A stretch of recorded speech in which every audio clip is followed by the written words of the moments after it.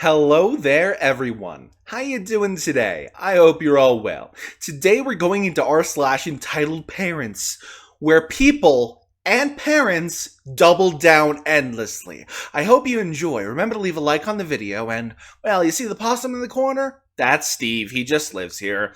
Leave a comment praising the almighty Steve, and I will let you live. Now let's get started, shall we? My partner's parents tried to bribe me. Not my parents, but my boyfriend's.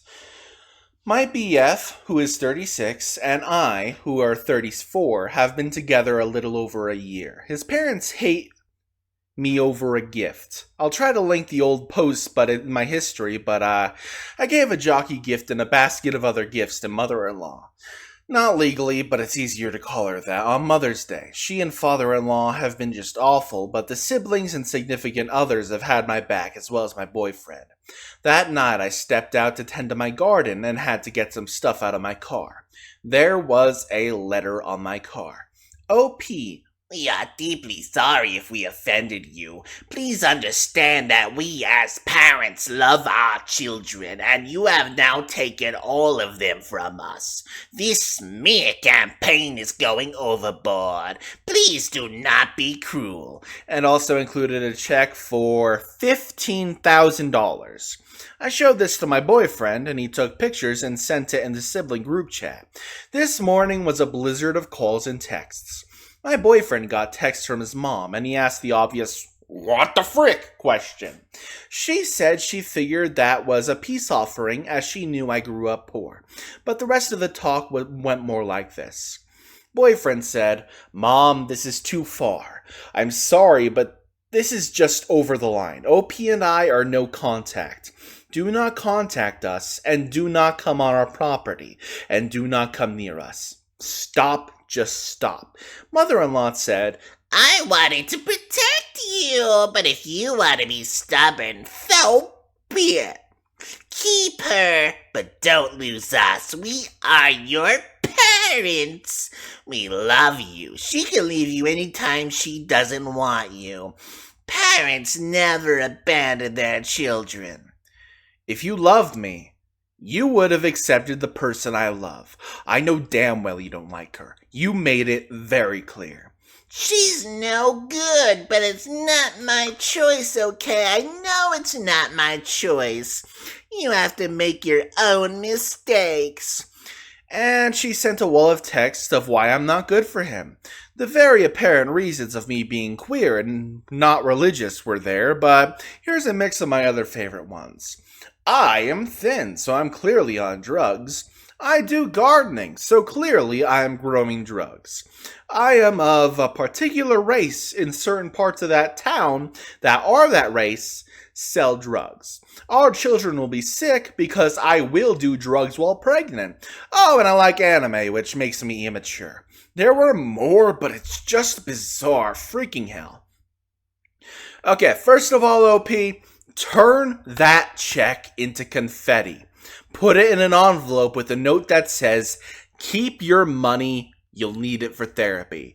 Send it, forget about it, and then enjoy your lives, alright? Alright. Now on to the next story. Entitled lady demands I give her my parking space. This was wild. I was picking up my disabled partner from the hospital, where he had been for the last 2 weeks from a life-threatening incident. His team told me not to worry about traveling up to the ward, that they would escort him down to the car with the stuff if I grabbed a disabled spot. Great! I grabbed a disabled spot as close to the ward as possible, put his disabled badge on display, and waited. Then I hear a, "Excuse me." I pop my head out the windows, and a lady in her 50s has pulled up behind me. She asks me to move, as she has her disabled mother with her and needs the space. I explained that I was waiting for my disabled partner and that I needed this space. She said, "Well, go wait somewhere else. I need this space. My mother is disabled and you're not." Now, I could have handled this more gracefully, but instead I laughed, told her to go away, put my head back in the car, and turned the radio up. And this set her off. She got out of her car, walked up to my window, called me rude, unsympathetic, and accused me of abusing a disabled batch, and demanded I move. I did not feel any need to explain my situation to this entitled lady. I had had a truly awful 2 weeks thinking I was going to lose my partner. I don't know why I did it. I knew it would set her off more, but I was over it, and I said, "Smile!" and took her picture. Oh boy. She was absolutely flabbergasted. She whipped out a card that said press on it and told me that she worked for the press, and if I didn't delete the picture, there would be legal action. By this point, I was locked in. I told her, "Nah, I'ma keep it," and took another picture. Then she started screaming for security. Everyone was looking. She gave me a shit-eating grin when security started walking over, like, "You're in trouble now," grin.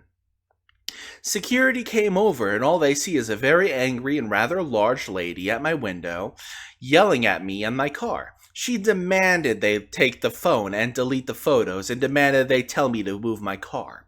She was waving her press card around like it was a police badge. The security literally had this face. They looked at me, looked at the disabled badge, looked at her. They told her to leave, as she was very clearly harassing me. That I was doing nothing wrong by parking in a disabled bay, and that I was allowed to take photos of someone harassing me. Her shit-eating grin turned into a shocked Pikachu face. She called us all cunts, got back in her car, and left. Partner then arrived, being escorted by his nurse. We all, partner, I, security, and nurse, had a good chuckle at the entitlement people have against young people with disabilities. That lady, who was not disabled, but I had a disabled partner, complain that a non-disabled driver was driving around a disabled passenger. The absolute unawareness just baffles me. Completely baffles me. I cannot. The great doubling down. I am without words. A couple days ago, I told my eldest brother Mark, and by proxy also his wife Julie, to stick it where the sun don't shine after Mark went on a text storm about my adopted brother. For background, my daughter Vivi may not be biologically mine, but she is also my daughter. I've known her since first year of her life. I've been her mom ever since I married her father, when she was too small to even really remember, and I legally adopted her. She's only ever called me Mama. When my husband passed away, it became me and her against the world. We are the dynamic duo. Batman and Robin don't have shit on us. Recently, Vivi didn't start a fight, but finished it with a bully that she'd endured much longer than she should have had to. The whole saga is on my account if you want the details there, but the short of it is she ended up defending herself from him physically. He's now expelled, and my daughter was not punished. At home, I even told her good job about defending herself. And that's when my butt-crack-brained brother got on his bullshit. He never liked my late husband, and even less so our daughter, and always had something rude to say about them. But this sent him into a huge tirade about how Vivi will grow up to be a criminal, and that I'm encouraging violence. And the next time she gets her fifis hurt, she will think it's okay to start a fight. Julie said she is concerned because single-parent households produce angry and bottled-up children who are far more likely to end up in jail. I told them I never asked for their opinions, and the rest of my siblings agreed with me. But my brother wasn't done. He texted me vile things about my daughter, and his stepson sent video screenshots of my brother calling her a stray kitten. His apparent favorite insult, and saying that she is not my child, and so on. I uninvited him to my 4th of July barbecue, told him he's not to talk to me or even look at my child until he fixes his attitude, and he just doubled down. Let me be clear, he is the eldest, but he is adopted too. He is biologically my cousin. 2 of his 4 kids are stepchildren. Julie is a widow. His hypocrisy is breathtaking. So I had my daughter send over all the evidence she had and delete it off her phone. I took all my screenshots and sent it to my mom. I snitched so hard. I don't have time for this BS. I don't know what she said to him, but she called me back that night, a few hours later, and told me to let her know if he decides to show his whole ass again. She talked to Vivi on speaker while I finished making us some treats before bed, and told her that she loves her very much, and that Uncle Mark is being a jerk, and if he or Auntie Julie try to bother Vivi again, to tell her. It rained like crazy on the 4th, so my barbecue only had a handful of folks who lived near me from family and some friends. Vivi was happy, kicking her other uncle's asses at Mario Kart, and all the adults, and drinking or dancing and watching the rain on my porch. When, oh no! Who walks in? It's Mark! Julie, they're 4 kids. Julie strolls up up to me with a whole ass chicken and asks where she can put it down. I was like, sorry, what? I asked her what she was doing here and why they were there. Apparently my dear old brother didn't tell her about our most recent spat and that the invitation had been revoked. She looked truly shocked. I am absolutely livid by this point, but the kids are playing video games and Vivi looks happy.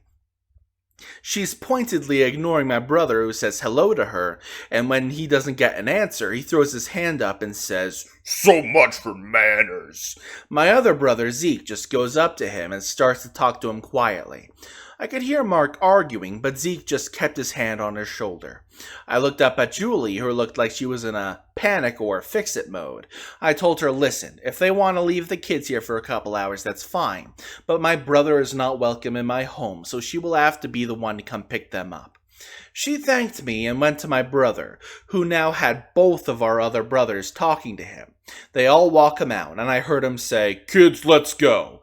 And his wife said, kids, I'll be back by 3, be good, and pulled him out.